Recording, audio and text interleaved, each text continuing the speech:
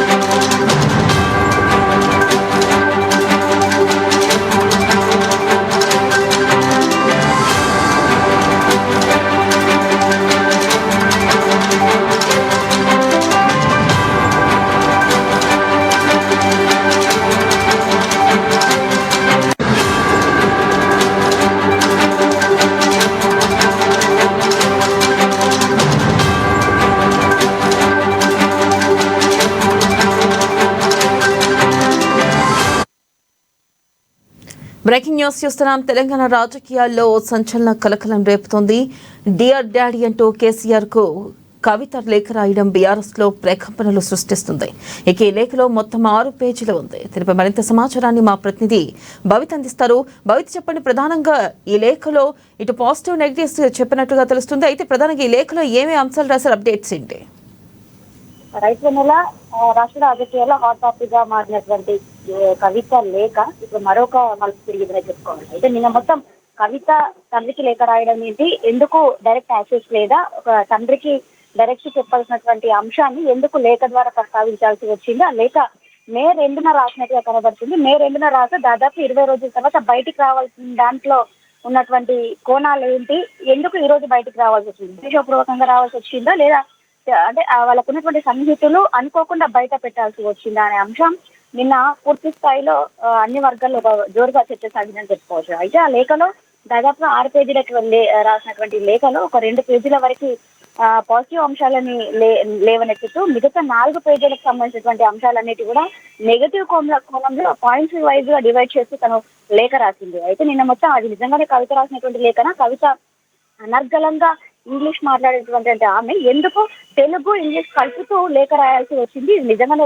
కవిత రాసినటువంటి లేఖనేనా, ఇంకా ఎవరైనా అంటే ఆమెని బ్లేమ్ చేయాలని, పార్టీని మరింత అప్రతిష్ట పాలు చేయడానికి ఎవరైనా కుట్ర చేశారా అన్నటువంటి అంశాలు కూడా పూర్తి స్థాయిలో చర్చ జరిగాయి. అయితే గతంలో కొన్ని కవిత రాసినటువంటి అంశాలకు సంబంధించి అది తన రాసినటువంటి రాతనే తను పలు సందర్భాల్లో తన తండ్రికి ఏదైనా ప్రస్తావించాల్సిన అంశం వచ్చినప్పుడు ఇలాగానే ఇంగ్లీష్, తెలుగు 2 కలిసి రాస్తుంది అన్నటువంటి అంశాన్ని లేవనెత్తినటువంటి సందర్భం అయితే ఉంది. అయితే పూర్తి స్థాయిలో అది కవిత రాసినటువంటి లేఖనే అని చెప్పేసి నిన్న జోరుగా ప్రచారం అయితే జరిగింది. అయితే దాన్ని ప్రస్తుతం బీఆర్ఎస్ నేతలు ఖండిస్తున్న సందర్భం కనబడుతుంది. ఎందుకు కవిత లేఖ రాయాల్సి వచ్చింది తండ్రికి, ఒకవేళ కవిత ఎందుకు లేఖ రాయాల్సి వస్తుంది, తనకు డైరెక్ట్ యాక్సెస్ ఉన్నప్పటికీ కూడా లేఖ రాయాల్సినటువంటి అంశం వెనుకటువంటి ఉన్నటువంటి కోణం ఏంటి అని చెప్పేసి కూడా వాళ్ళు తీవ్ర స్థాయిలో వ్యతిరేకంగా స్పందిస్తున్నటువంటి సందర్భం అయితే కనబడుతుంది. అయితే ఈ లేఖ కవిత రాసినటువంటి లేఖ కాదు, కావాలని దీనిపైన వెనకాల కుట్ర చేస్తున్నారు. ఇది కాంగ్రెస్ రాసినటువంటి లేఖ కవిత పేరుతో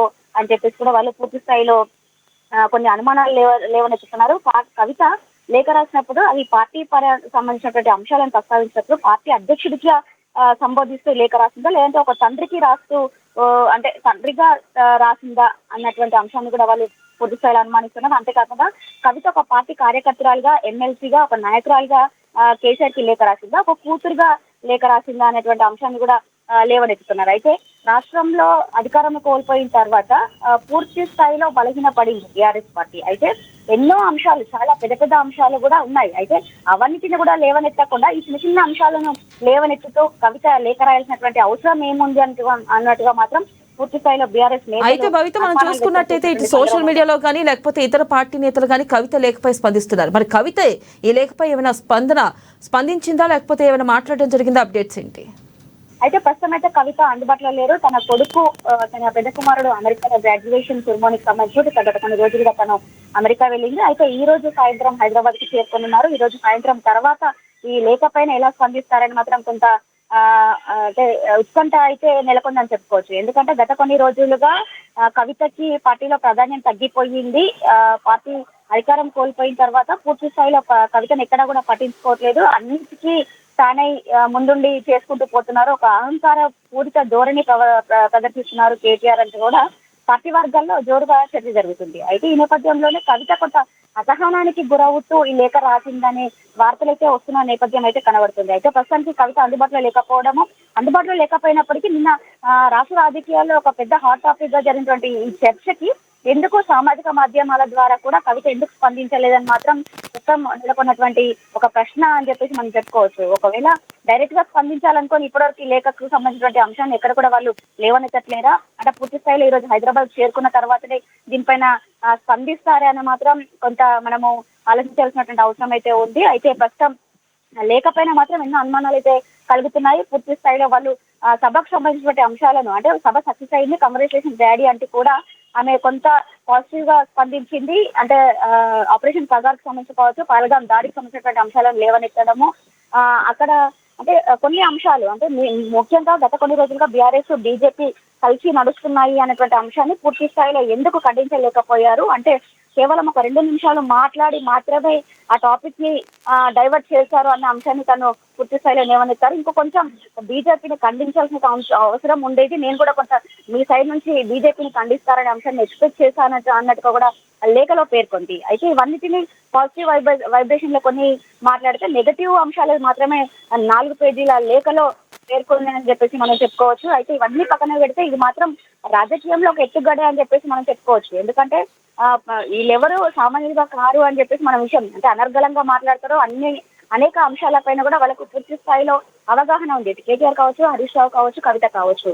ఆ రాజకీయాల్లో ఇలాంటివి ఎన్నో జరుగుతుంటాయి. అయితే కేసీఆర్ కి కుటుంబమే ఒక అండ అంటే పాజిటివ్ అని చెప్పేసి ఇన్ని రోజులుగా చర్చ జరుగుతున్న సందర్భంలో పార్టీ అధికారాన్ని కోల్పోయిన తర్వాత ఒక 3 ముక్కలాటగా జరిగిపోయింది. అంటే ఎవరికి వారే యమునా తీరే అన్నట్టుగా నడిపిస్తున్నారు. అంతా కేటీఆర్ దే అన్నట్టుగా అంటే ప్రస్తుతం కేటీఆర్ నడిపిస్తున్నారు. అన్ని కేటీఆర్ కి అప్పచెప్తాడు, పార్టీ బాధ్యతలు కూడా పగ్గాలు అప్పచెప్తారని వార్తలు వస్తున్న నేపథ్యంలో ఒకవైపు హరీష్ రావు కావచ్చు, ఒకవైపు కవిత కావచ్చు పూర్తి స్థాయిలో అసహనానికి గురవుతున్నారు. ఈ నేపథ్యంలో ఇలాంటి అంశాలు బయటకు వస్తున్నాయని చెప్పేసి కూడా పూర్తి స్థాయిలో చర్చ జరుగుతుందని చెప్పుకోవచ్చు. తాజాగా అంటే కేటీఆర్ కి అధ్యక్ష బాధ్యత పదవులు ఇప్పిస్తారు, హరీష్ రావు పని అయిపోయిందని చెప్పేసి వస్తున్నటువంటి వార్తలు కూడా దాదాపు కొన్ని ప్రెస్ మీట్లు పెట్టినటువంటి సందర్భాల్లో హరీష్ రావు లేవనెత్తారు, వాటికి వివరణ ఇవ్వాల్సిన సందర్భం ఉంది. తాజాగా తెలంగాణ భవన్ లో ప్రెస్ మీట్ లో మాట్లాడుతూ కూడా హరీష్ రావు నాకు ఎలాంటి ఇబ్బంది లేదు, కేసీఆర్ నాయకత్వంలో వాళ్ళ అంశంలోనే మేము అంటే వాళ్ళ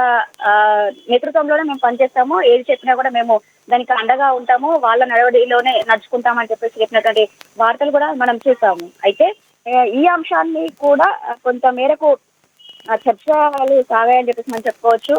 తర్వాత అంటే కేసీఆర్ ఉద్దేశం మేరకే హరీష్ రావు మరొకసారి ప్రెస్ ముఖంగా వివరణ ఇచ్చారు అన్నటువంటి వచ్చినటువంటి వార్తలకు సంబంధించి కూడా మరొకసారి అసహనానికి గురయ్యారు హరీష్ రావు అని చెప్పేసి ఈ వార్తలు వస్తున్న నేపథ్యంలో కేటీఆర్ కూడా తాజాగా హరీష్ రావు ఇంటికి వెళ్ళి కొన్ని మంతనాలు చేశారు. వాళ్ళు కేటీఆర్ హరీష్ రావు ఇంటికి వెళ్ళడం కూడా కొంత ప్రాధాన్యత సంచరించుకుంది. ఆ 2 రోజులు కూడా అంటే పార్టీని బలోపేతం చేయడంలో వివిధ అంశాలకు సంబంధించి మేము కలిసామని చెప్పేసి వాళ్ళు ఇద్దరు చెప్పినప్పటికీ కూడా కొంచెం పొలిటికల్ గా మాత్రం ఒక టర్న్ తీసుకున్నామని చెప్పుకోవాలి. ఎందుకంటే హరీష్ రావు కూడా పార్టీ మారుతారు అని చెప్పేసి వచ్చినటువంటి వార్తలు కావచ్చు. అధ్యక్ష బాధ్యతలు కేటీఆర్ కి అప్పచెప్తాడు అన్న తర్వాత కొంత హరీష్ రావు అసహనానికి గురయ్యారు. కొంత వాళ్ళను మేల్కొల్పే విధంగా చేయడం కోసమే కేటీఆర్ హరీష్ రావు ఇంటికి వెళ్ళారనే వార్తలు కూడా జోరుగా చర్చ సాగాయి. అయితే గత కొన్ని రోజులుగా మనం చూసాం బీజేపీ ఎంపీ మహేశ్వర్ రెడ్డి కూడా 10 రోజుల క్రితం మీడియాతో చిట్చాటు చేస్తూ కవిత కేసీఆర్ కు ఒక లేఖ రాసింది, మరి తొందరలోనే అది బయటపడుద్ది అని చెప్పేసి కూడా తను మీడియాతో చిట్చాట్లో చెప్పారు.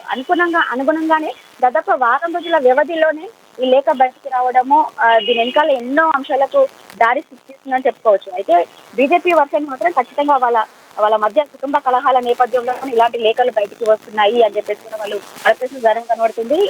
బీఆర్ఎస్ పార్టీ 4 స్తంభాల ఆటగా అన్నట్టుగా సాగుతుంది. ఒక స్తంభం బయట పడింది, తన దుకాణం తను ఓపెన్ పెట్టుకోవడానికి కవిత ఇలాంటి లేఖలు రాశారనే అంశాలు మాత్రం తెరపైకి వస్తున్నాయి. ఓవరాల్ గా మనం చూసినట్లయితే నిన్నటి నుంచి కూడా లేఖ అంశం మాత్రం చాలా హాట్ టాపిక్ గా మారింది.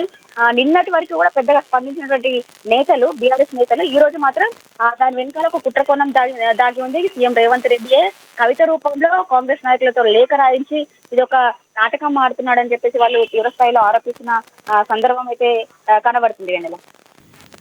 Right Bhavita, thank you.